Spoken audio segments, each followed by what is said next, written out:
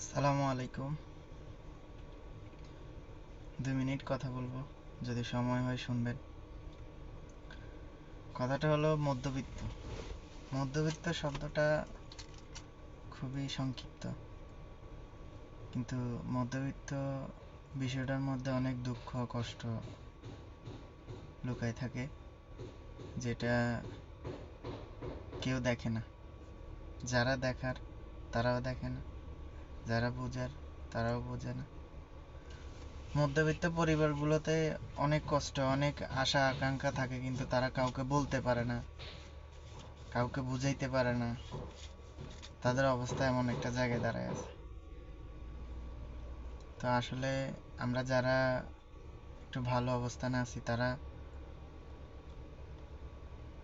মধ্যবিত্ত পরিবারদেরকে একটু সহযোগিতা করবেন, যার যেভাবে সম্ভব হয়।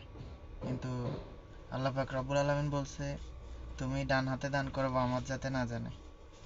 তো তাদেরকে এভাবে দান করতে হবে, তারা যাতে লজ্জা না পায়, তাদের যাতে অসুবিধা না হয়। আসলে আল্লাহ পাক রব্বুল আলামিন যাদেরকে টাকা পয়সা দিয়ে, তাদের মধ্যে অন্যের হক দিয়ে দিয়েছে। তো মধ্যবিত্ত পরিবারগুলোর সাথে একটু কথাবার্তা বলার সময় বা ওদেরকে কোনো কিছু দেওয়ার সময়, হেল্প করার সময় বিষয়টা গোপনীয় রাখবেন।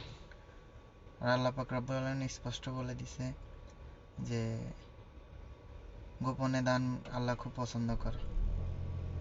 তো আপনি যত বেশি গোপনে দান করবেন, আপনার গোপন গুনাহ আল্লাহ মাফ করে দিবে, তত বেশি আল্লাহ আপনাকে ভালোবাসবে। আসসালামু আলাইকুম।